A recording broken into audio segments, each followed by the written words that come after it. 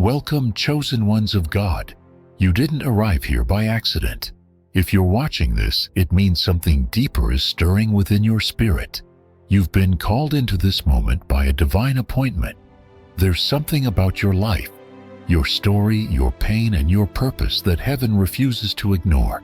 God has seen your struggle, your questions, your late-night prayers, and He's chosen this moment to speak.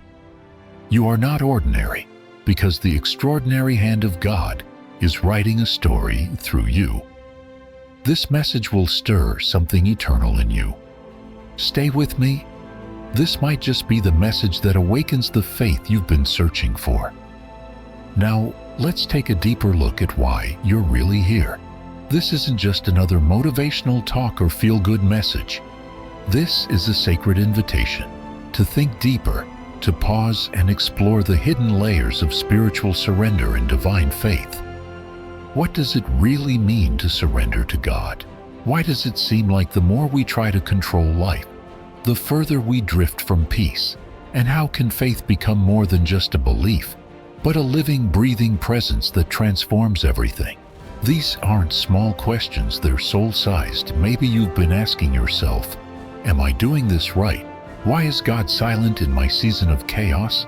Or maybe you're struggling to understand how letting go can possibly be the path forward. In the noise of life, you need answers that come from a deeper place, from wisdom, not just willpower. And today, I want to help you hear what your soul has been trying to tell you all along. This is where your discovery begins. So, before we dive deeper into these sacred truths, I want to ask you something. If you're ready to think beyond the surface, to step away from shallow answers and into a deeper connection with God, then stay with me until the very end. This message isn't just for hearing, it's for experiencing. And if you feel something moving in your spirit already, don't ignore it. Tap the like button so we can share this moment with more souls in need. If you're new here, subscribe for more truth-filled, faith-driven content. And if you're already feeling the Spirit stir, drop a 777 in the comments below. It's the number of spiritual completion. And your silent Amen. Now let's begin your journey right here, right now. There is a quiet revolution that begins when a soul stops resisting. Not in fear, not in despair, but in the stillness of recognition. Recognition that holding tighter, thinking harder, and striving longer no longer leads to peace. At some point, we all reach a moment when the illusion of control begins to crumble. And in that moment, we face a decision: resist what is unraveling, or release what was never ours to manage in the first place. Surrender, you see, is not about weakness. It is about wisdom. It is the wisdom to know when our hands have done all they can, and when it's time for divine hands to take over. Surrender is not a retreat. It is a release of self-constructed expectations, a release of timelines built on urgency rather than trust, a release of the constant need to prove that we're enough or to fix what we didn't break. And when that release happens, something holy stirs in the silence that follows. The soul exhales, the mind slows. The heart becomes available, no longer driven by reaction, but opened by reverence.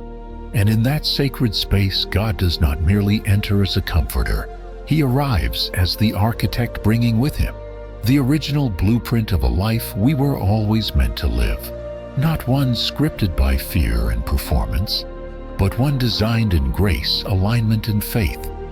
I have written that when we surrender, we do not lose ourselves, we find the self we were always meant to become. This is not some poetic exaggeration. It is the foundation of true transformation. The self that emerges through surrender is not marked by defeat, but shaped by faith. A self that no longer lives to survive, but learns to trust, to rest, and to receive. This transformation does not happen in one instant. It unfolds through 1,000 little releases of pride, of pressure, of pretending to be in control. Each release becomes a brick removed from a wall we never needed, making room for something eternal to be built in its place.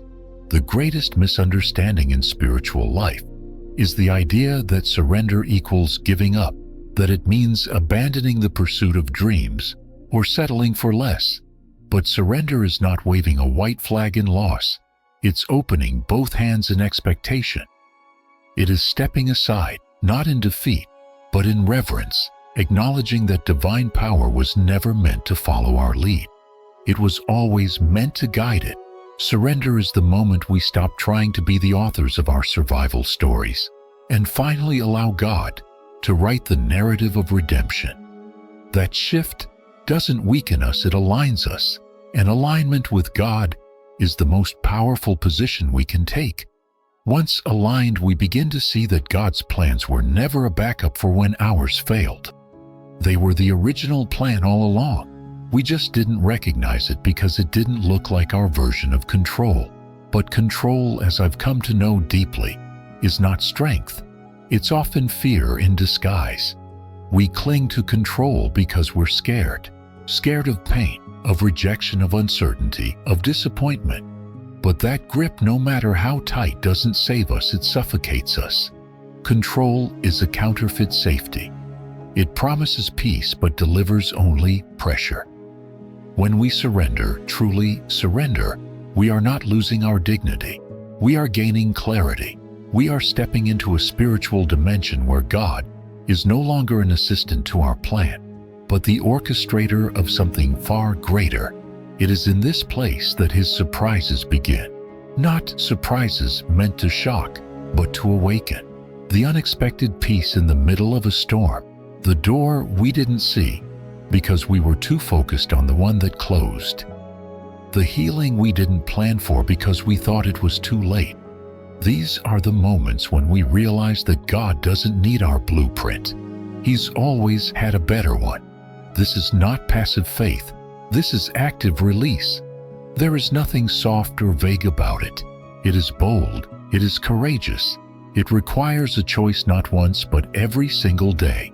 A choice to believe that surrender is the soil where miracles grow.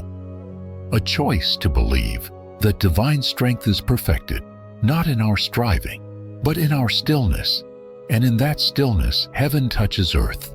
Not always with noise, but with knowing.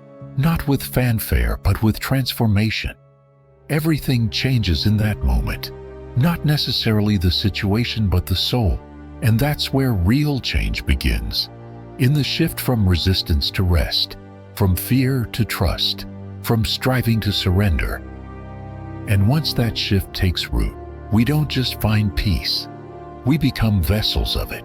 We don't just witness miracles, we begin to expect them, not as rewards for good behavior, but as natural outcomes of living in divine alignment.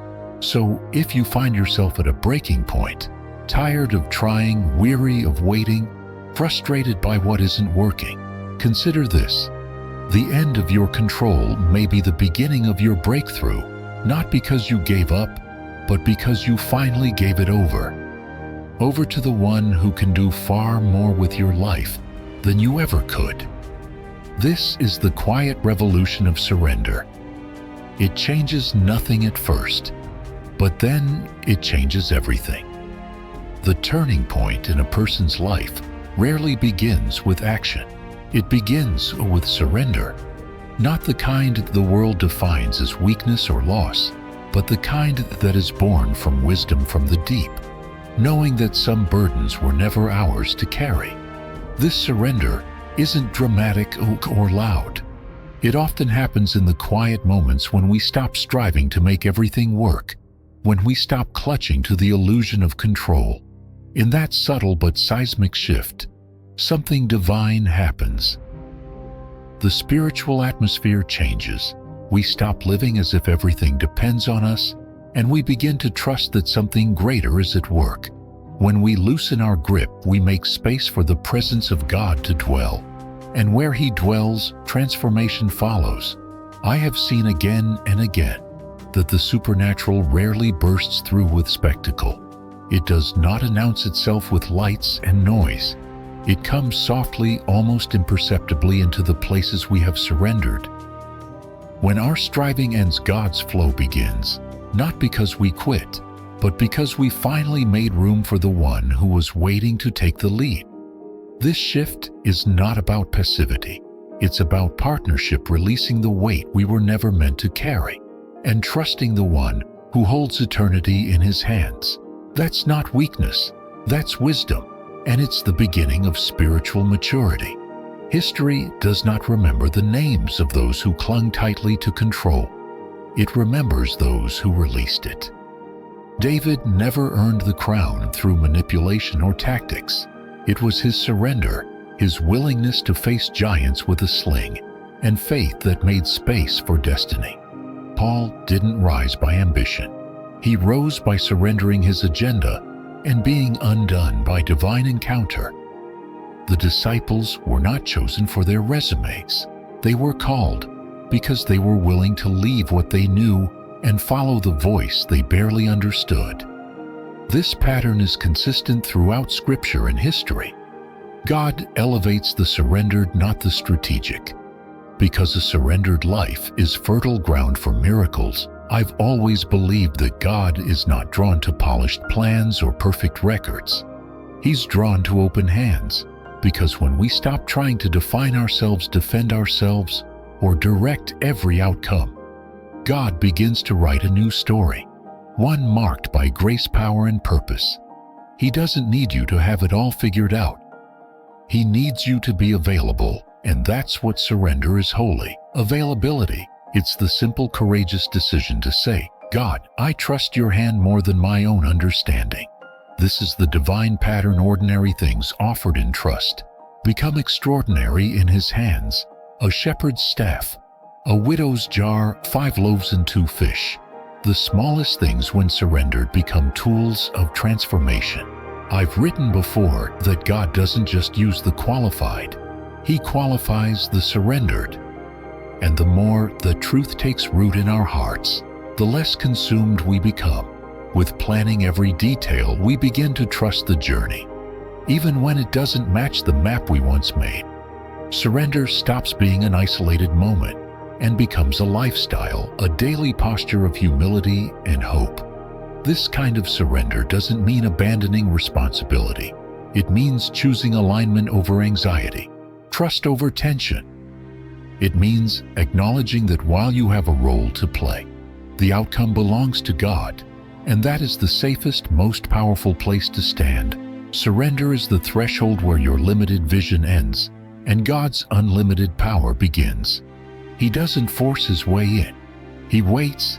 He waits for the humble heart, for the surrendered soul, for the whispered yes that invites him not just to move around us but through us. The beauty of spiritual transformation is not found in grand gestures. It is found in the quiet yes, whispered in the dark. It is found in the decision to stay faithful when results are invisible. God is not asking for heroes. He is asking for vessels, people who are willing to be shaped, poured out and filled again. Faith is not a tool to manipulate heaven. It is the willingness to walk forward with no guarantee, but the character of God. And when we embrace that posture, when we stop trying to predict, prevent, or perfect, we begin to experience a new depth of relationship with the divine. We walk by faith, not by sight, and in doing so, we become participants in the unfolding of something sacred. If you feel ordinary, if you feel unseen, if you feel unqualified, take heart. That is the very space where God begins to work. He specializes in using the overlooked, the underestimated, the unsure. He's not asking for your resume. He's asking for your release, your willingness to let go of the life you planned, so you can receive the life he authored. When you surrender that fear, release that rigid expectation, and open your heart, the atmosphere shifts. The Creator breathes into what you thought was mundane, and suddenly transformation begins. Because at the end of it all, the true turning point is never about doing more. It's about surrendering deeper. That's where miracles begin. That's where destinies unfold. That's where heaven meets earth, not with noise, but with the quiet strength of a life yielded fully to God. Some still believe miracles belong to ancient scrolls and distant lands, as if the divine withdrew from the world once the last word of Scripture was penned. They imagine a God who acted once with power and wonder, but who now watches from afar, silent. In the face of today's suffering, that belief, though common, is far too small for the vastness of grace. The God who breathed life into dust, who split seas and silenced storms, has not grown weary. His hand has not gone still. He moves even now in the shadows of uncertainty, in the whisper between sobs, in the sacred quiet that follows surrender. Heaven is not absent. Heaven is active. But we must learn again to see. I've lived long enough, watched closely enough to know that heaven never stopped speaking. It's we who stopped listening. We became so fixated on what's visible, measurable, and rational that we forgot the divine often moves in ways too subtle for headlines. The miracles of today are not always dramatic. They do not always defy physics, but they defy despair. They speak hope into impossible spaces. They bloom in hospital rooms where doctors offer no promise. They unfold in the restoration of broken marriages. They rise in the hearts of those who, despite grief or failure, find strength to try again. These are not lesser miracles. They are just quieter ones. There's a divine pattern hidden within our pain. I've long believed and written that suffering, though sharp in the moment, reveals its meaning only with time. It's not that pain itself is holy, but that God refuses to let it go to waste. He weaves it into something redemptive. Every shattered dream, every detour, every unanswered prayer has the potential to be transformed. God doesn't discard brokenness. He redeems it. What once crushed us becomes a foundation for something stronger.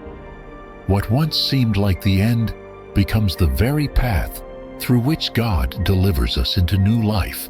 You don't need a perfect faith to see this unfold. You don't need to have all the right words or always believe without question. What you need is courage. The courage to trust that even when you don't feel it, even when you don't understand it, God is working. Miracles don't require mastery, they only require surrender. And when you offer even your faltering hope, God meets it with grace. He doesn't demand that you climb your way to Him. He comes down into your mess, your ache, your loss, and He brings resurrection with Him. The deepest truths of faith are not proven in the comfort of certainty, but revealed in the crises we didn't choose. I have said before that pain is God's megaphone, not because He delights in suffering, but because in our lowest places our ears are finally open. The noise of the world is quieted. The ego is stripped back. The heart is humbled. And in that humility, we hear what was always true, that God is with us not in theory, but in presence, not in doctrine alone, but in experience. He speaks not to lecture, but to lift us, to remind us that we were never alone. Miracles today are not always about the sudden healing or the thunderclap change. Sometimes they are about the slow, steady transformation of the soul, a shift in the way we see, a letting go of old fears, a choice to forgive when bitterness was easier. These are sacred moments, moments where heaven touches earth, not with spectacle but with renewal. And it's in those quiet shifts that we begin to understand. The greatest miracle may not be what God changes around us, but what He awakens within us. A new heart, a deeper faith, a clearer vision, a restored sense of purpose. This is what I believe with every part of me. Miracles still walk among us. They're not locked in the past. They're not reserved for the elite. They're here, now. They're present every time someone says yes to grace instead of guilt. Every time someone chooses hope over despair. Every time someone stands in the fire and refuses to be consumed by it. The world may not see it. The news may not report it. But heaven rejoices, and so should we. When your trial becomes your testimony, you begin to see the full picture. You see that your struggle was not wasted. You see that the tears you cried watered the soil for something sacred. And in that revelation, you no longer view miracles as exceptions. You see them as evidence. Evidence that God is near, that He still writes stories of deliverance, that He still breathes life into what was dead. Heaven hasn't stopped moving. The Holy Spirit hasn't gone quiet. God is still in the business of impossible things. The question isn't whether He still moves. The question is, will we pay attention? Will we believe that even in the silence, even in the waiting, even in the pain, miracles are forming? Not always fast, not always loud, but always real, always divine, always exactly what we need. The most defining moments with God rarely arrive on our schedule. They don't announce themselves with preparation or convenience. They show up uninvited, unplanned, and often unwelcome at first glance. These sacred shifts come not when we feel strong or confident, but when we are completely undone. When everything familiar unravels, when our certainty crumbles, when we are stretched to our limit. That is where God writes a new beginning. It is in those fragile places where logic fails and comfort disappears that the presence of God quietly enters, not to condemn us for breaking, but to reveal the power that can only rise from surrender. I've seen it play out over and over again, in my own life, in the lives of people who thought they were too far gone, too broken, too confused to be of use to heaven. But just when they came to the end of themselves, God showed up, not with judgment, but with clarity. Not to magnify what was lost, but to redeem what was left. His power moves not in the spaces we've mastered, but in the ones we've released. That is where heaven flows into surrendered gaps, into the quiet resolve that says, I can't, but you can. Surprises from God are never random. They are precise. They are divine strategies disguised in detours. They come after the striving has stopped. When the illusion of control dissolves, our spiritual vision clears. And suddenly, what seemed like closed doors begin to open without explanation. What we thought was a season of lack becomes fertile ground for divine provision. Opportunities arise in the very places we had given up on. None of this happens by chance. It happens when surrender becomes our posture. Because where surrender lives, divine interruption becomes a way of life. And God loves to move through the unexpected. That is His specialty. People often assume God only pours out favor on those who have it all together, the holy, the perfect, the deserving. But I have never found that to be true. Scripture tells a different story. Life tells a different story. I've said it before, and I will continue to say it. God's surprises are not reserved for the elite. They are poured out upon the yielded. He is not impressed by performance. He is moved by openness. He does not scan the surface. He searches the heart.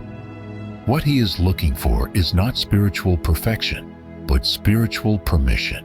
When we stop trying to impress God and instead choose to trust Him, something sacred shifts. His power begins to move in ways we couldn't have planned, even if we tried.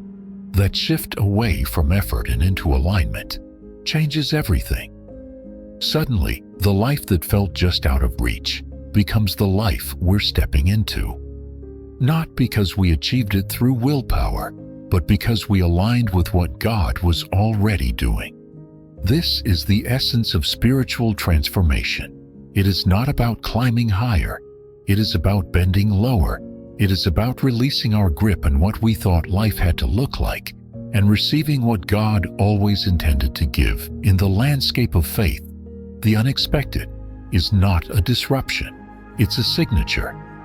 It's the fingerprint of a God who delights in doing the unthinkable through the unlikely. Look through the pages of Scripture, and you will not find neat, predictable stories. You'll find wilderness. You'll find misfits. You'll find reversals. That's how God works. He takes the things we thought disqualified us, our failures, our wounds, our regrets, and turns them into the exact reasons we are chosen. Grace doesn't follow paved roads. It carves new ones through deserts and valleys, through long nights and uncertain steps. And when God shows up, He does more than patch up what's broken. He births something entirely new. So, if you feel tired, discouraged, overwhelmed, if you're standing at the end of your strength, wondering what comes next, know this: you are standing on holy ground. This discomfort, this disruption, this delay, it may not be what you asked for, but it could be the very place where your breakthrough begins. Don't despise the detour. Don't rush past the quiet. These are not signs of failure. They are invitations. God doesn't always come when we feel ready in our own terms. He comes when we're finally surrendered on His. That is the moment the story turns. That is where divine surprises are born. For those willing to release control, for those who can say, with trembling honesty, I don't know what's next, but I trust you. The unexpected becomes the unmistakable. The evidence of God's presence begins to surround your steps. You begin to see grace in things that once felt like obstacles. You begin to see purpose in the pain. You realize that the journey didn't fall apart. It just took a turn toward something greater. And in that place, the surprising becomes sacred, and the detour becomes destiny. This is where faith is refined, not in the predictable, but in the surrendered. And if you are there right now, take heart. You are not alone. You are not abandoned. You are not off course. You are standing in the very place where God's glory often begins. Fear has a way of whispering lies at the edge of every breakthrough. It tells you you're alone, abandoned, and forgotten, just as you're about to step into something sacred. But that voice is not God's. The truth is written clearly in Deuteronomy 31:6, where the command is not just encouragement, it is certainty. Be strong and courageous. Do not be afraid, for the Lord, your God, goes with you. He will never leave you nor forsake you. That's not poetic sentiment. That's divine promise. And promises like that are the foundation of a faith that endures storms, waits in silence, and rises after every fall. There's something deeply powerful about learning how to respond to blessings, not just the ones we expected or prayed for, but the ones that arrive unannounced during seasons of doubt or weakness. When God surprises us with His goodness, our response shouldn't be silence or self-credit. It should be gratitude, real and raw. I've written that praise is not a performance, it is a witness. Every time we acknowledge the hand of God in the details of our lives, we declare that we are not alone, not forsaken, not forgotten. Gratitude transforms our memory, and praise strengthens our future. It tells our soul that even if things didn't go our way, they never left God's hands. The path of faith always leads to a choice. I once said there are only two kinds of people in the end: those who say to God, "Thy will be done," and those to whom God says, "All right, then have it your way." That contrast is sharper than we'd like to admit. It's the difference between surrender and resistance, between peace and striving. And here's the truth, hidden in plain sight: God never forces His presence, but He never withdraws it either. He stands near, always ready to guide, but He allows us the dignity of decision. The moment you choose to trust, even when understanding fails, is the moment His nearness becomes undeniable. It's easy to assume that divine presence is reserved for spiritual highs or holy places. But I have learned that God often reveals Himself in the ordinary, in quiet moments, when we least expect Him. That's where His faithfulness shines, not just in big miracles but in daily mercies. He doesn't measure worthiness the way we do. His love doesn't fluctuate based on our performance. And even when we don't feel Him, He is present. Even when we question everything, He stays. That is the unshakable truth of our faith. God's commitment to us is not conditional, it is covenantal. So, if fear has been speaking louder than faith in your life, it's time to return to the promise that you are not walking alone. You have never walked alone. Every step, every setback, every silent prayer has been witnessed by the God who refuses to abandon you. And when you respond to His goodness with praise, when you choose to worship instead of worry, you remind your soul of what it tends to forget, that divine love does not run, it remains, always. Darkness often convinces us we've gone too far to find our way back, but distance doesn't intimidate God. Time doesn't erode His memory of who you are. Even when you feel furthest from purpose, furthest from peace, you are still within His reach. I've written that God doesn't wait on mountaintops for perfect people to arrive. He walks into the valleys where lost hearts wander. Redemption is not a reaction. It's part of His design. No one drifts so far that grace cannot pursue. And the moment you turn even slightly, He's already moving toward you with open arms. Some label unexpected blessings as luck or coincidence. I never have. I've seen too many precisely timed mercies to believe they come from chance. What the world calls random, I recognize as divine choreography. A door that opens at the last possible moment. A word of hope from a stranger. A breakthrough after months of silence. These are not accidents, they are answers. The fingerprints of heaven often appear when we are too tired to keep our own plans alive. That's when God steps in, not to rescue our version of the future, but to usher in something we never knew we needed. Miracles are not magic tricks. They are messages that God still interrupts the natural with the supernatural, still breaks into despair with the possibility of joy, and still we resist what we can't explain. Faith, however, isn't built on explanation. It's built on expectation. The kind that believes God's plan isn't confined by our calendars, our logic, or our definitions of how life should unfold. I've written that His timing is not delayed. It's different. What seems slow to us may be the very rhythm that protects us from premature outcomes. He sees beyond today's storm. His map includes places we've never imagined. While we fixate on the moment, He's already working the eternal. It may not look like progress, but it's providence. His strategy stretches beyond our sight lines because it is crafted not just for our comfort, but for our transformation. Hope in darkness is not denial of pain. It's defiance against despair. It's the soul's refusal to believe that brokenness has the final word. And it's not a naive kind of hope. It's anchored in a God who has never lost control, never left a promise unfinished, never abandoned His people in the dark. Even when you can't feel Him, He is preparing, positioning, and providing. His silence is not absence. His delay is not denial. The night may be long, but the story isn't over. So when you find yourself in shadows, remember this: the light hasn't gone out, it's just waiting for the right moment to break through. And when it does, you'll realize something stunning, that what you call darkness was actually the backdrop for a coming glory, that hope wasn't lost. It was hidden, growing quietly.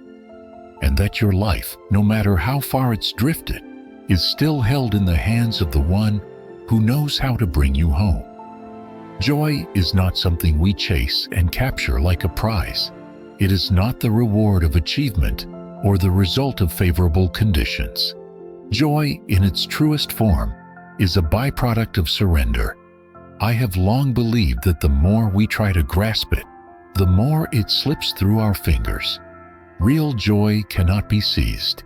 It must be received. It arrives not when we have everything figured out, but when we finally release our need to. Joy flows in when we stop demanding that life makes sense and start trusting the one who holds it all together. This kind of joy is different. It's not temporary pleasure or fleeting happiness.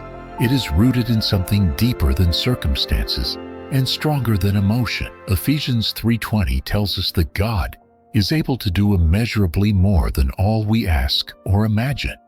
That is not just a promise of provision. It is a declaration of His nature. He doesn't operate within our limits. His generosity exceeds our expectations, and His ability to surprise us with joy is unmatched. When we surrender control, when we stop scripting our own version of peace, God steps in with something far greater than what we prayed for. He offers joy that cannot be predicted, only received. In my journey, I've come to see that joy often shows up in unlikely places, not after the pain, but in the middle of it. Not once we escape the storm, but sometimes while we're still in it. Surrender doesn't eliminate sorrow, but it opens the door for divine comfort. And it's in that comfort, in that unexplainable peace, that joy begins to take root. The kind of joy that doesn't deny the darkness, but refuses to be defined by it. The kind of joy that whispers in the chaos, "You are not alone, and this is not the end." There's a mystery to how God works. He doesn't just restore what was lost. He transforms it into something more meaningful than we imagined. The tears you shed in private become the testimony you share in public. The weakness you tried to hide becomes the place where His strength is revealed. And the surrender you once feared becomes the pathway to a joy that cannot be shaken. I wrote about this kind of moment as being surprised by joy, a joy that arrives like a revelation, not because we earned it, but because God delights in giving it. Joy rooted in surrender cannot be stolen. It is not based on possessions or popularity. It is anchored in the trust that God is good even when life is not. That trust becomes the soil where deep joy grows. It is quiet, but it is unshakable. It may not shout, but it sings in the soul. It reminds us that even when life breaks us, it cannot define us because we belong to the One who restores, renews, and redeems. So, if you've been chasing joy, pause for a moment. Look not outward, but inward. Ask yourself what you're holding on to that's keeping you from receiving what God is ready to give. Because joy, true joy, is never something we manufacture. It's something we make room for. And when you finally let go, you may just find that joy was waiting to enter all along. Not to visit, but to stay, not to entertain, but to anchor. That is the gift of surrender. That is the joy only heaven can give. Difficulty is never wasted in the hands of God. What feels like delay, what looks like disappointment, and what seems like failure are often the very elements He uses to bring our lives into alignment with His greater design. I have long believed that the obstacles we face are not random roadblocks, but intentional pieces of a divine blueprint. They are not interruptions to the plan. They are part of the plan. When we begin to view our struggles through this lens, everything changes. Pain is no longer just pain. Waiting is no longer just waiting. They become purposeful tools shaping who we are becoming and what we are prepared to carry. Faith that has never been tested is faith that remains unproven. True faith is not built in comfort. It is refined in challenge. And within that refining, miracles are born. I've said before that miracles are not exceptions to the rule of faith. They are its natural outcome. When a person surrenders with genuine belief, heaven responds in ways that defy logic and transcend expectation. Not because God needs to impress us, but because He desires to confirm that our trust was never misplaced. A surrendered life does not merely open the door to miracles. It becomes the environment where miracles are expected, not demanded, not manipulated, but welcomed as the fruit of radical trust. And yet, we often recoil when hardship comes, assuming that something must be wrong. But what if the trial isn't punishment? It's preparation. What if the very storm you're praying to escape is the ground God is using to grow something eternal in you? His methods are rarely what we choose, but they are always what we need. He doesn't waste pain, He repurposes it. The process may be hidden, the outcome delayed, but rest assured, every trial holds within it the seed of transformation. The question is not whether God is working, but whether we're willing to believe He still is when the results aren't immediate. This understanding reshapes how we wait, how we endure, and how we interpret the silence between prayers and answers. If we can truly grasp that God works all things together for good, not some things, not the easy things, but all things, then we begin to see the beauty in the breaking. Surrender doesn't make life easier, but it makes it sacred. When we stop resisting the process and start trusting the one who is orchestrating it, peace begins to grow even in places of pressure. And from that peace comes clarity. From that clarity comes strength. And from that strength comes the capacity to receive what we once thought was beyond us. It's a mystery, really, how God weaves together the fragments of our worst days into the foundation of something holy. But this is the rhythm of heaven. What breaks you down is often what sets you up.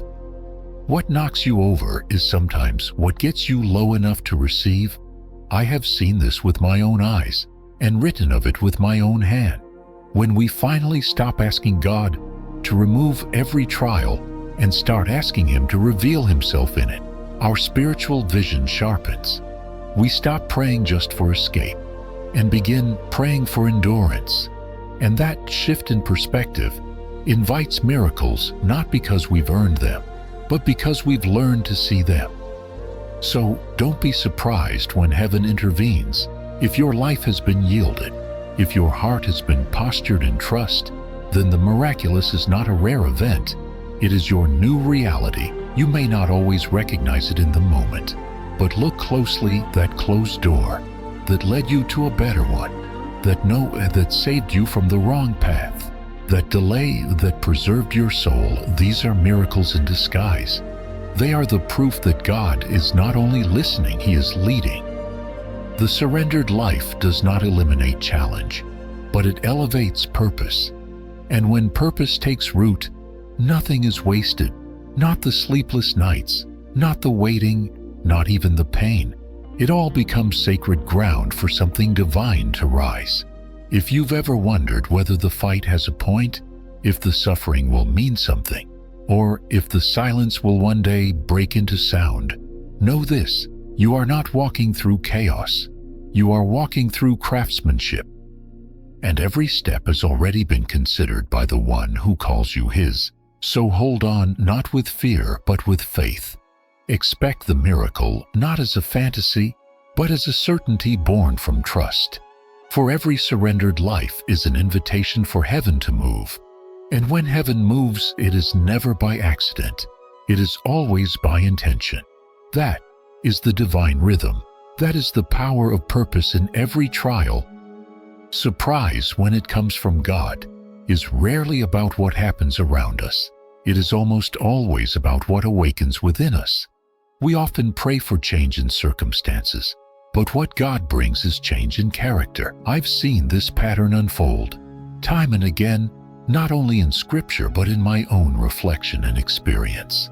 The true miracle isn't always the open door, the sudden provision, or the unexpected opportunity. It's the transformation that takes root in the heart, the birth of deeper trust, the growth of compassion, the breaking of pride, and the slow rise of spiritual maturity. We can trace this clearly in the life of Joseph. He was not merely delivered from prison and promoted to power. That's only part of the story. The deeper work happened while he was forgotten in the pit and falsely accused in the palace. Those years of suffering weren't wasted. They were shaping him into someone who could handle the weight of destiny. Had he been elevated too early, he might have led with bitterness or ego. But through the furnace of injustice and silence, God was preparing a heart capable of mercy. And when the time came, Joseph didn't use his influence for revenge. He used it for reconciliation. That is what true divine surprise accomplishes. It rewrites our instincts. It turns reaction into wisdom and pain into purpose. Most people associate surprise with emotional reaction, shock, tears, laughter, but spiritual surprise does more than stir emotion. It calls something forward in us that we didn't know was there. It reveals strength forged in surrender. It uncovers love that persisted through loss. It brings to the surface faith that had been buried under fear. And the beauty of it all is this: God doesn't need ideal conditions to begin that transformation. In fact, He often chooses the messiest moments, the darkest valleys and the most unpredictable turns to do His deepest work. Pain, contrary to what many believe, is not always a sign of divine absence. I've written that God whispers in our pleasures, speaks in our conscience, but shouts in our pain. Not because He enjoys our suffering, but because pain often breaks the walls we build around our hearts. It silences the noise, strips away illusion, and opens us up to a voice we had been too distracted to hear. In this way, suffering becomes sacred, not because of what it is, but because of what God can do through it. He doesn't cause every wound, but He refuses to let any wound be wasted. Surprises from God come not only to comfort us, but to confront us. They challenge the way we've seen ourselves and others. They often dismantle false security so that something stronger can be built in its place. When God interrupts our plans, it's never to rob us, it's to reveal a better design.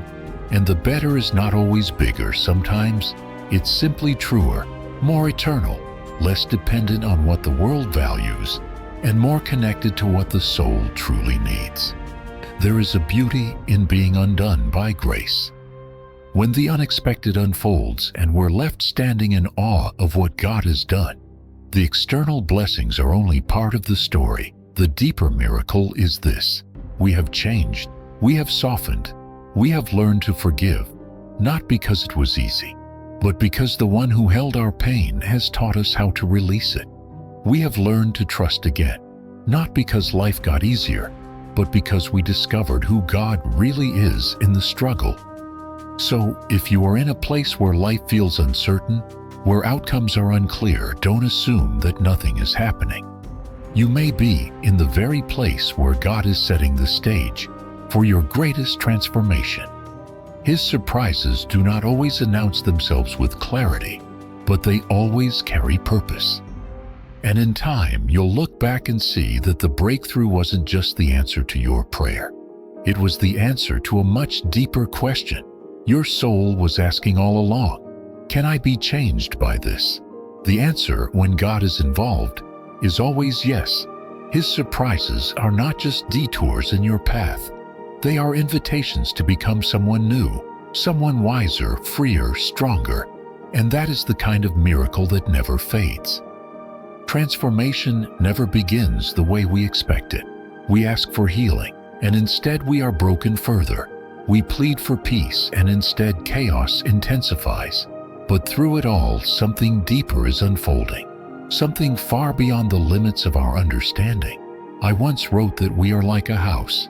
At first, we believe God has come merely to fix the leaks, patch the roof, or repair what's visibly damaged. We expect minor renovations. But before long, we feel the walls shaking, the floors torn up, parts of us we thought were fine being restructured. It hurts and it confuses us. We ask what He's doing. Why the sudden chaos? Why the disruption? The answer is as sobering as it is glorious. He is building something far greater than we ever imagined. He is making a palace fit, not just to be admired, but for Himself. To dwell in what feels like unnecessary pain is often strategic construction. We want comfort, but He wants capacity. We cling to the familiar shape of our lives, but He envisions something divine. This is not cosmetic change, this is foundational work. And yes, it is painful, because it reaches deep into places we'd rather leave untouched: our pride, our insecurity, our false identities. He does not tear down to harm us. He dismantles to rebuild. And what He rebuilds always has purpose, always has eternal significance. The process is never symmetrical or predictable. You may feel as though parts of your life are being demolished while others seem untouched. That's because God does not build by our blueprint. He is not interested in making your life appear nice on the outside while hollow on the inside. He goes to the core, and his goal is not efficiency. His goal is transformation. We often settle for small improvements, a little less fear, a little more control, a little less pain. But God is not interested in upgrading your cottage. He's turning it into a dwelling place for the divine. And to do that, He has to strip away what cannot support the weight of His glory. In the middle of it we wrestle, the discomfort grows. We wonder why certain things are taken, why certain dreams crumble, why certain seasons feel like loss after loss. But from His perspective, He is making space for something that will outlast us, making room for strength where there was once only struggle. You don't build towers on weak foundations, and God is preparing you to stand taller than you ever believed possible. That kind of preparation is never painless, but it is always purposeful. This is where faith begins to deepen, not in what we feel, but in what we trust. We begin to realize that we are not being punished. We are being positioned. The pain is not cruelty, it's construction. And the sooner we accept that God's vision for us is far greater than our own, the sooner we can stop resisting and start surrendering. And with surrender comes clarity. You begin to see the beauty in the rebuilding. You begin to notice that what once hurt now heals others.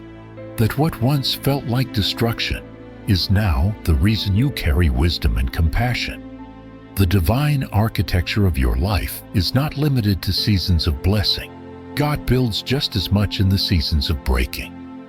In fact, some of the most beautiful parts of your character, humility, patience, empathy, are often formed in times of suffering. I've always believed that pain is never meaningless when it's surrendered to God. He shapes it, refines it, and then uses it to fashion something eternal within you. And once you've lived through enough of His work, you begin to recognize the sound of His tools, the hammer of conviction, the chisel of correction, the brushstroke of mercy. There will come a time when you look back and realize that the hardest moments were also the most sacred. You'll see that the chaos wasn't confusion, it was construction, that the silence wasn't absence, it was alignment, and that the pain wasn't punishment. It was preparation. This is what it means to be made into a palace, not a monument to self, but a residence for the Spirit of God. And when that happens, you stop asking, why is this happening to me? And start asking, what is this shaping in me? That question changes everything.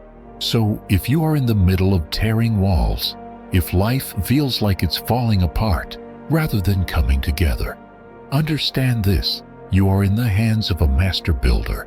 He sees the finished work even when you only see debris. He knows the strength He's placing in your foundation.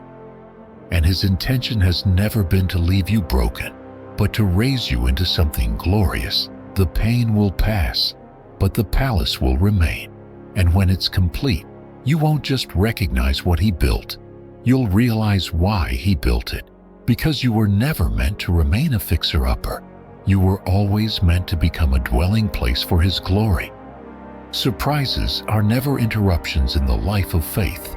They are confirmations. They are not deviations from the plan, but declarations that God's hand is still writing the script. What we call unexpected is often the visible evidence of a divine strategy unfolding just as intended. I've long held that every true surprise from God is not a coincidence. It is a signature of His faithfulness. It may not follow our timeline, but it never escapes His design. When something arrives, suddenly a door opens. A relationship is restored. A provision comes through. It is not because heaven reacted, but because heaven revealed. We tend to approach life clinging tightly to our own expectations. We map out outcomes, predict scenarios, and define what blessing should look like. But faith is not built on control. It's built on trust, and trust by its nature requires room for mystery. It asks us to hold our expectations with open hands and believe that God's ways are not only different, but higher. When we grip our assumptions too tightly, we often miss the quiet miracles unfolding right in front of us. What we perceive as a detour may actually be divine redirection. What we label a delay may be divine timing, guarding us from something we cannot yet see. This is why I have always warned against rigid expectations. They shrink the space in which God can move. The tighter we cling to our own script, the less we notice when He begins to write a better one. His greatest surprises rarely arrive wrapped in predictability. They are not always what we wanted, but they are always what we needed to welcome them. We must learn to live with a heart open to the unplanned, the unusual, even the uncomfortable, because the places that feel most unfamiliar may hold the clearest signs of His movement. The prophet Habakkuk captured this reality in a single staggering verse. Look at the nations and watch, and be utterly amazed. For I am going to do something in your days that you would not believe, even if you were told. That line has always struck me, not just because of its scale, but because of its posture. God was not just promising action. He was preparing the prophet to release control over how that action would look. Divine surprises are not given to validate our expectations. They are given to expand our understanding of God's faithfulness. Every surprising moment is a thread in a greater tapestry. Even those that come through hardship, silence, or loss. Sometimes the greatest miracles are hidden in the places where everything seems still. God doesn't need noise to work. His most transformative moves often happen in silence. While we wonder if He has forgotten, He is setting the stage. While we mourn what didn't happen, He is orchestrating what must happen next. That is not randomness. That is reverent intention. And when those moments arrive, when something you never saw coming suddenly stands before you, pause and consider what it really means. It's not just a blessing. It's not just a relief. It's a mark, a divine marker that you are seen, known, and never outside the reach of grace. These moments are invitations to remember, not just to celebrate what happened, but to reframe how we see all that hasn't happened yet. If God surprised you once, He can do it again. And if He surprised you with something better than what you asked for, then maybe it's time to let go of what you thought you needed. Surprise is the language of a God who wants to remind you that He's still writing your story, not based on what you've earned, but based on who He is. And who He is does not change with seasons or circumstances. His promises are not revised based on your performance. They are fulfilled in His timing, His way, and for His glory. So trust the pauses, trust the silence, trust even the disruptions. Because when God finally moves, it will be more than you imagined and better than you planned. There is freedom in releasing your grip on how you think life should go. There is peace in knowing that no surprise ever catches God off guard. What feels sudden to us is already settled in heaven, and that means you don't have to fear the unexpected. You can welcome it. Not because you know what it will bring, but because you know who it's coming from. So, if you find yourself in a season where nothing looks like you expected, take heart. You may be on the edge of something sacred. The next chapter of your life may not begin with clarity. It may begin with surprise. And that surprise, far from being random, may be the exact signal that heaven is aligning your story with something eternal. That is the wonder of divine planning. That is the comfort of knowing that every unexpected blessing, every unplanned turn, every miraculous outcome is not a break from the plan, but the breathtaking unfolding of it. Pain, though often misunderstood, is not meant to destroy us. It is meant to shape us. I once described the human experience through the image of a small grain of wheat. It's easy to imagine something so fragile being of little worth, but a seed must be broken before it becomes bread. It must fall into the ground and die before it bears fruit. This is the paradox of spiritual growth. The very things we resist, loss, pressure, discomfort, are often the very tools God uses to transform us. We are not discarded in suffering, we are refined. Much of what we interpret as harm is actually the beginning of healing. God does not always take us around the fire. More often, He walks with us through it, not to watch us burn, but to burn away what cannot follow us into the next season. I've learned that divine love is not soft sentiment. It is precise. It knows exactly what must break for something stronger to be born. Our old ways of thinking, our false identities, our shallow hopes, these must give way, not because God is cruel, but because His purpose is too great to rest on fragile foundations. We are not being ruined, we are being rebuilt. It is tempting to view pain as punishment, but that view is rooted in fear, not faith. In truth, pain can be permission, permission to grow deeper, permission to let go, permission to be made new. The discomfort we feel is often the exact moment when the old structure is being dismantled to make room for something eternal. Our natural tendency is to run from it, to resist. But God's invitation is to remain present, remain teachable, remain surrendered. Because in that space, miracles take root, not in the absence of pain, but in its presence. Nothing about our brokenness is wasted. I have seen lives shattered by grief rise into lives grounded in compassion. I have seen betrayals birth clarity and losses become launching pads for purpose. What we call destruction, God calls preparation. What we label as the end, heaven often identifies as the starting line. This doesn't make pain easy, but it does make it meaningful. And once something becomes meaningful, it becomes bearable. The world often tells us that strength is avoiding pain, that faith is the absence of fear or sorrow. But I've found the opposite to be true. Real strength is forged in pain that has been surrendered. Real faith is often born in the dark, and it is in those quiet, hidden places of suffering that God begins to write the most unexpected chapters, not just around us but within us. When everything is stripped away, we begin to see what can never be taken. Our identity in Him, our dependence on grace, our capacity for joy beyond reason. The most unexpected thing about suffering is what it awakens. You may enter a trial feeling weak, uncertain, even bitter, but if you allow God into that space, something begins to change. Not always immediately and rarely on your terms, but certainly and steadily He works below the surface. While others may only see your struggle, heaven sees your surrender, and it's in that surrender that new strength is formed, new clarity rises, and new purpose is revealed. Surprises from God often emerge in seasons where we feel most disqualified. And that's intentional, because when the blessing comes, we know it wasn't earned, it was given. The pain didn't produce entitlement, it cultivated humility. And with humility comes the ability to steward what we never thought we could carry. That's what makes God's work so miraculous. He doesn't just change what we go through, He changes who we become because of it.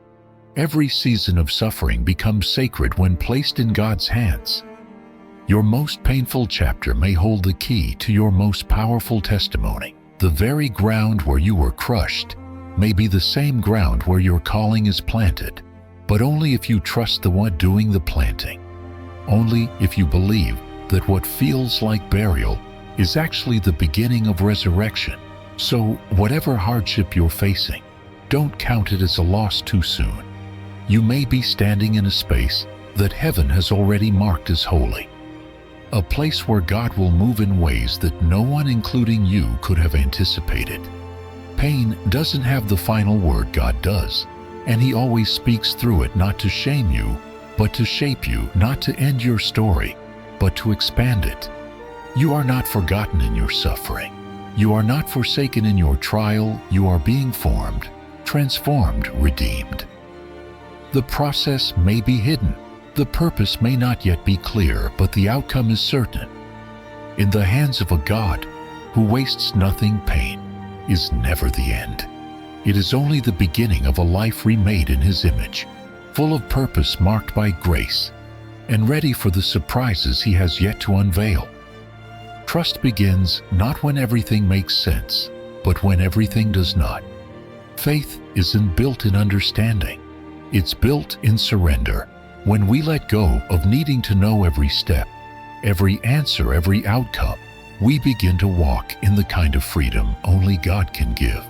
I have often returned to this truth in my writing and reflection. The soul is not transformed by clarity. It is transformed by yielding. And it is only when we entrust our path to the One who sees beyond time that we discover what it means to live with eternal hope. Too often, we approach life through the lens of limitation. We measure what's possible based on current conditions, past failures, or visible facts. But God is not restricted by what restricts us. He is not delayed by detours or discouraged by closed doors. His ability to fulfill His purpose is not bound by what we see. In fact, it is in the spaces where we see no way forward that He most powerfully reveals Himself. As the waymaker, we think in straight lines. He works in holy patterns. Our surrender isn't weakness. It's the invitation for Him to lead us by a design greater than anything we could construct on our own. Psalm 37:4-5 offers a quiet yet profound directive. Delight yourself in the Lord, and He will give you the desires of your heart. Commit your way to the Lord. Trust in Him, and He will act. These are not empty words. They are instructions for the life that trusts God's process more than its own pressure. To commit your way means to roll your burdens, dreams, and decisions onto His shoulders, not because you're incapable, but because He's infinitely wiser. And when we do, we don't simply wait for Him to act. We begin to watch Him move in ways we could never manufacture. The transformation that surrender brings doesn't happen all at once. It unfolds slowly, often silently, often through discomfort. But its fruit is unmistakable: deeper peace, clearer vision, and a quiet resilience that stands even when the winds rise. Surrender shifts the posture of the heart. It moves us from striving to resting, from controlling to trusting. And in that shift, we stop living by reaction and start living by revelation. The life yielded to God becomes a vessel not just for blessing but for transformation.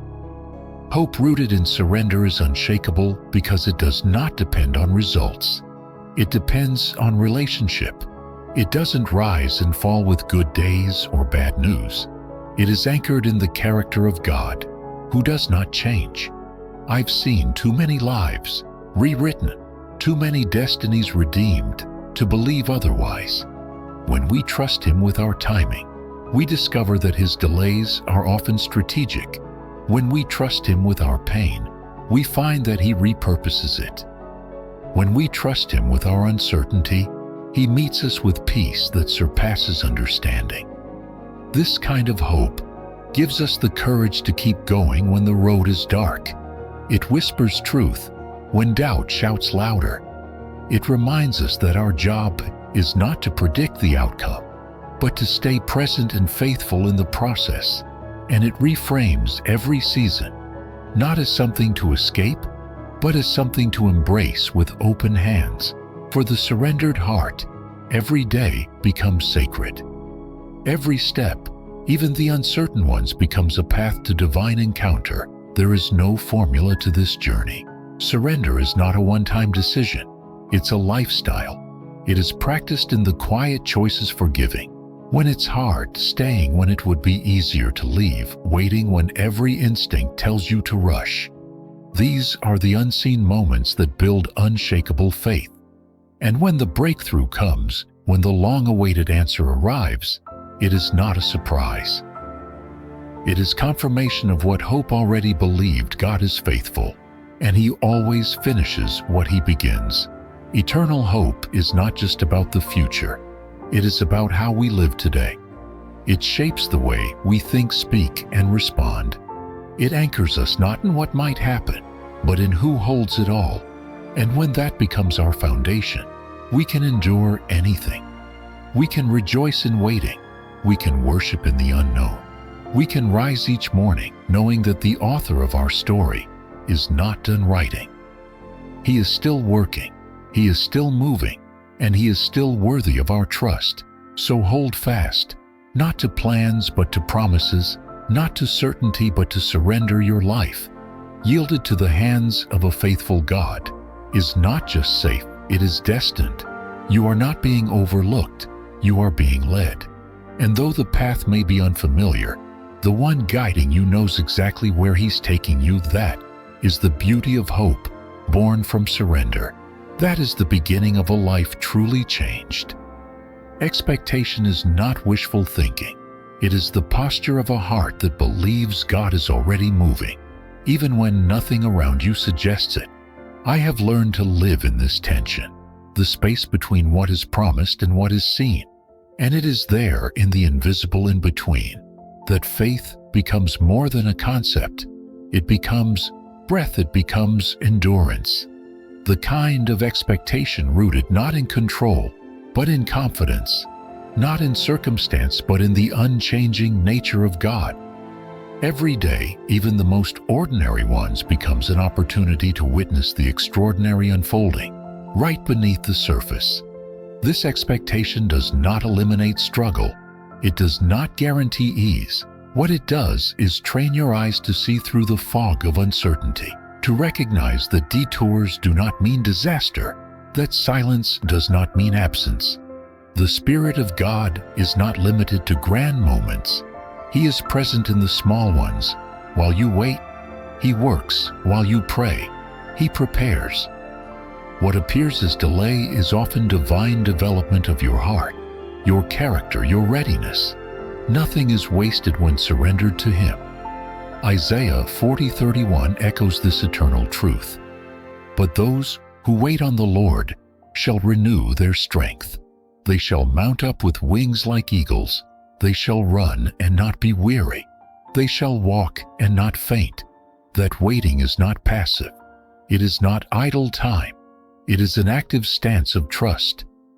It's a declaration that even if you don't understand the road, you believe the one who designed it.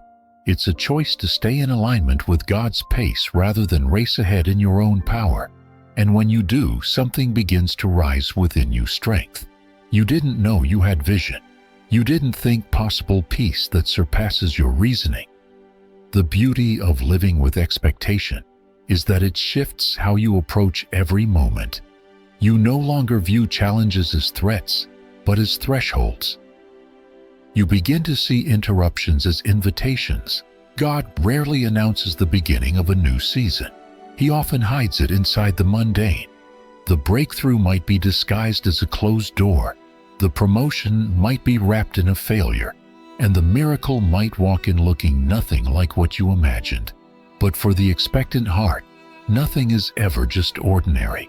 Every interaction, every delay, every twist can be a vehicle for divine movement. This is not a mindset reserved for the spiritually elite. It is available to anyone willing to believe that God is as good as He says He is. Anyone who chooses to look beyond the visible and trust the invisible hand that holds all things together. I have written that joy, peace, and clarity are not things you hold on to tightly. They are things that come when the soul is open, surrendered, and prepared. Expectation in its truest form is not demanding, it is receptive. It makes space for the impossible without trying to predict the outcome. The road will be surprising. It always is, but that is part of the brilliance of God's design. His ways are higher, His timing flawless, His creativity endless.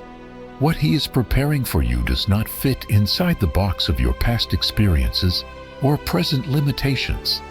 It exceeds logic, it stretches faith, and it invites you to stay alert, not out of fear, but out of wonder.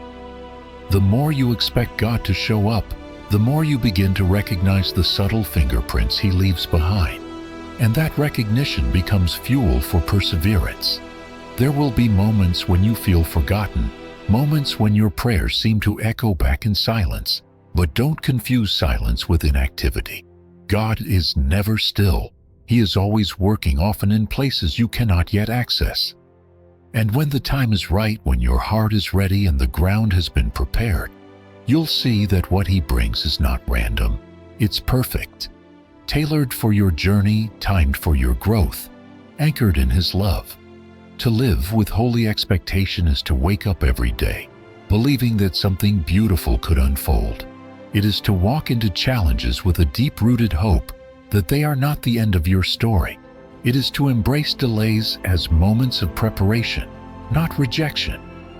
And above all, it is to believe that the God who spoke galaxies into being is not finished writing your narrative, not even close. So wait, but wait with your eyes open. Walk, but walk with your heart lifted. Run, but run with faith fueling your stride. You are not forgotten. You are not being overlooked. You are being prepared, and preparation is the surest sign that a move of God is on the horizon. You don't have to know how, you only have to be willing to expect that He will. And when He does, you'll rise not with effort, but with grace. Not with striving, but with wings. For those who wait on the Lord will soar. That is not just a promise. It is your inheritance. Faith is not a secret meant to be guarded. It is a flame designed to be shared. When God moves in your life in ways that leave you in awe, that moment becomes more than personal. It becomes purposeful. It is not the end of a miracle, but the beginning of a message. And it carries within it the power to ignite belief in someone else. I've come to believe that one of the greatest tragedies in the spiritual life is experiencing the wonder of God, but staying silent about it. When divine surprises touch your story, you carry a testimony that is meant to travel. The words in Mark 16:15 are not a passive suggestion. Go into all the world and preach the gospel to all creation. They are a divine commission, not limited to pulpits or missionaries, but meant for every believer who has tasted grace and seen its goodness. The world here is not just a continent away. It's your family, your workplace, your neighborhood. It's anyone standing within reach of your voice. And when you speak of what God has done, when you recount the unexpected ways He showed up, something sacred happens. You don't just inform people about God. You reveal Him. There is unmatched power in sharing what has surprised you spiritually. Miracles are not just moments to celebrate.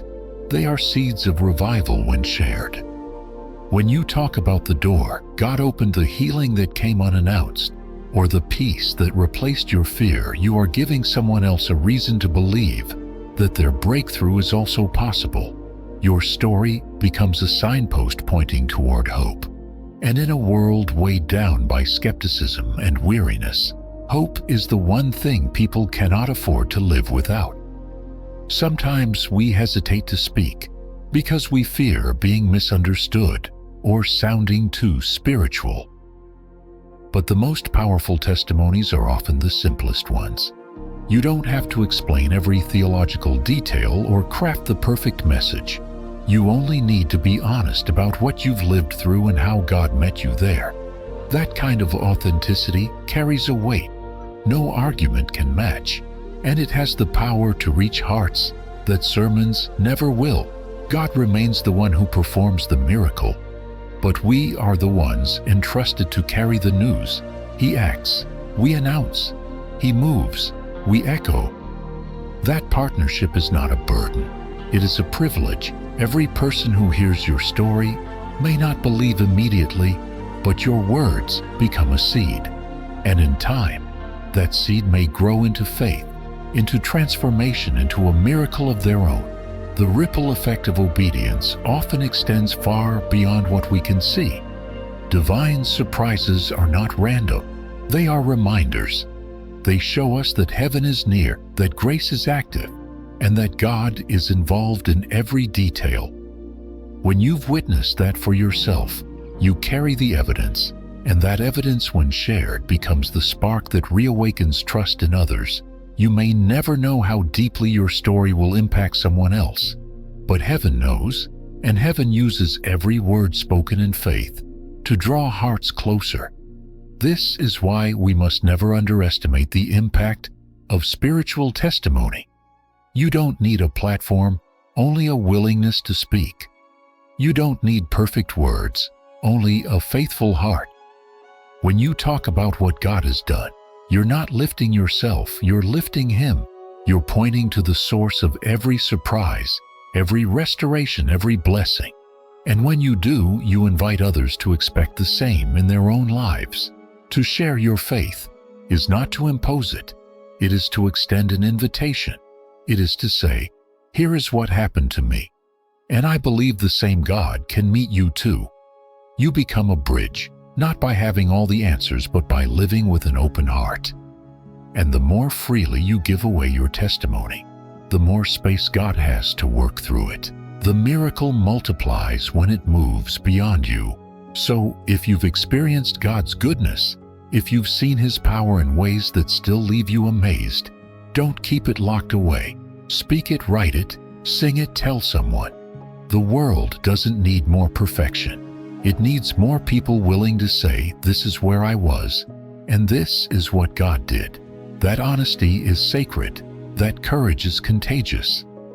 And through it, the gospel is not only preached, it is proven. God does not bless us to impress us. He blesses to equip us, to give us a reason to testify. And that testimony, spoken from a place of humility and gratitude, becomes a holy echo in the lives of others. So step into that calling.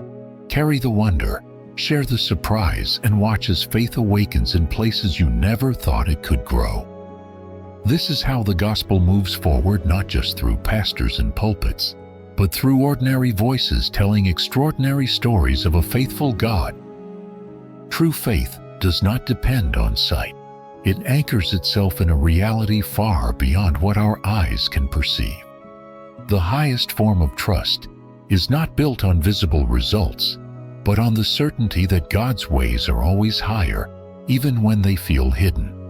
I once reflected on this through the words of the prophet Isaiah, who declared with clarity, "For my thoughts are not your thoughts, neither are your ways my ways, says the Lord.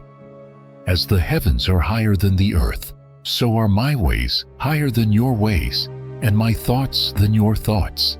This is not merely a poetic reminder, it is a necessary foundation for the believer. If we only trust what we can predict, we are not living by faith, we are living by familiarity. The voice of God does not always thunder. More often it whispers, it cuts through the noise of our assumptions and calls us to take steps we would never choose on our own. Faith becomes a discipline of listening, not to what makes sense, but to what aligns with the Spirit. It is not always convenient. It rarely comes with guarantees. But when the heart is tuned to the still small voice of God, it begins to recognize divine invitation. Even on unfamiliar paths, God does not only lead us through what's known, He leads us through mystery. And it is in that mystery where intimacy with Him deepens. This kind of trust requires surrender at a new level. It means saying yes before you know the outcome. It means walking forward without a clear map, simply because the voice of the shepherd is called. The world may not understand this. Even fellow believers might question your direction. But if your steps are ordered by the Lord, they are never wasted. What seems risky to the world is often the exact space where God displays His power. To live at the peak of faith is not to have more information. It is to have deeper intimacy. It is to wake up each day with the expectation that God is moving, even if you can't yet see the evidence. It is to keep showing up, keep obeying, and keep loving when nothing around you changes. This is not blind optimism. It is a spiritual discipline, and over time, it forms a kind of vision that sees the fingerprints of God in the smallest details, the hardest delays, and the most confusing circumstances. This posture of trust extends even to the future. we cannot fully imagine the promise of Christ's return. The ultimate hope of the believer is not comfort in this life, but glory in the next. And this hope changes everything. It shifts our values, our decisions, and our priorities. We no longer live just for now. We live in light of eternity. Every act of obedience, every quiet sacrifice, every moment of faithfulness is building toward the day when we will stand before our King and hear the words, "We long for well done, good and faithful servant." That expectation transforms our daily lives. We begin to measure success differently. We stop asking what brings the most recognition and start asking what brings the most glory to God. We realize that what matters most is not whether others understand our journey, but whether we are aligned with the one who designed it. And that clarity brings peace. It silences the need for approval and frees us to follow the Spirit with boldness and humility. The beauty of this journey is not that we always know where it leads, but that we know who goes with us. We are never alone. The God who calls us into the unknown is the same God who walks beside us every step of the way. And His presence is enough, more than clarity, more than comfort, more than control. His presence becomes our assurance. It becomes the quiet confidence that even if we don't see the full picture, we are still exactly where we need to be. Living in expectation of what we do not see is not denial. It is devotion. It is the mark of a heart that has chosen to trust beyond the moment, a heart that remembers every delay is still under divine direction, a heart that understands the road may be narrow, but the destination is worth it. And even now, before the end is visible, such a heart begins to hear the echo of heaven's reward, the promise of joy, the assurance of purpose, and the hope of glory. This is the summit of faith, not just believing God can, but believing He will in His time and His way. It is walking with eyes wide open to the unseen. It is listening for the whisper that calls you forward. And it is living each moment as if you are already standing in the presence of the one who knows your name, writes your story, and prepares your reward. This is the life of deep expectation. This is the life of faith. You are stronger than you think. You are not here by accident. You are chosen, shaped, and strengthened by the hand of the Almighty. If you've ever wondered whether surrender would weaken you now, you know the truth. It frees you. It invites joy, peace, and hope to dwell where fear once ruled. This journey has reminded us that God does not operate on human logic. He operates through divine surprise, and He specializes in showing up right on time. Don't stop now. Keep walking by faith, even when you don't feel it. Keep moving forward even when the path looks unclear, because the one who called you is faithful. The miracle you're praying for is not as far as you imagine. It might be one act of surrender away. Live as a light in a world that forgets how to hope. Let your trust in God be the evidence of things unseen. He's not finished with you yet. In fact, He's just getting started. Now, if your heart is open, I want to invite you into a prayer, one that aligns you with your next divine assignment. Heavenly Father, we come before you today with hearts humbled and surrendered. In the stillness of this moment, we open ourselves to your voice, your leading, and your purpose. You are not a distant God. You are the one who calls, equips, and surprises us in the middle of our mess. We are not forgotten. We are not unseen. We are your children. And today we ask you to awaken us to the next assignment you have for our lives, Lord. Some of us are in seasons of waiting, others in seasons of pain. Some feel lost, unsure of what you are doing. But right now, we choose to believe that you are still writing. We lay down our expectations and pick up faith. We release control and ask for clarity, not just in direction but in trust. Help us walk not by sight, but by the truth of your word. Strengthen us to hear you even in the quiet. Align us with your timeline, not our own, God. We ask you to reveal the next step, Whether it's a mission, a message, or a moment to obey, show us. Give us eyes to see the door you are opening and the courage to walk through it. Even if it scares us, we don't want to live by survival. We want to live by surrender. We know that our strength is not in our ability to plan, but in our willingness to yield. Father, break any chains of fear, pride, or complacency that keep us from moving forward. Renew our minds, restore our passion, reignite our calling. Where there is confusion, speak clarity. Where there is fatigue, breathe new energy. And where there is pain, release your healing power. Thank you for every closed door that protected us. Thank you for every delay that developed us. Thank you for every hardship that led us to rely on you. Nothing is wasted in your hands. We now declare that we are ready, not perfect, but ready. Ready to respond, ready to obey, ready to be vessels of light in a world longing for hope. And for every person listening who thinks they've missed their chance or wandered too far, I speak life over them right now. God's grace is still available, His plans still stand, His love still reaches, and His assignment for you is not canceled. Receive it, step into it, own it, and may your life be a testimony of what God can do with someone fully surrendered. In Jesus' mighty name we pray. Amen. If this message has stirred something in your soul, don't let it stop here. Join us on this journey of faith, discovery, and transformation. If you believe God is still working miracles, still speaking to His people, and still calling the surrendered, then be part of this community that believes it too. Click the like button to let us know this word met you right where you are. Hit subscribe so you won't miss future messages that can keep your faith stirred and your purpose alive. And most importantly, drop a 777 in the comments below to let us know you're walking with us, trusting the God of divine surprises and stepping boldly into your next assignment. Together, we are not just viewers, we are believers in motion. This is not just content, this is a calling. So come with us. Join the community. Learn what it means to live with deep spiritual insight, bold action, and unshakable purpose. The God of surprises is not finished with your story.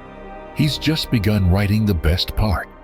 Keep watching, keep growing, and keep expecting the unexpected.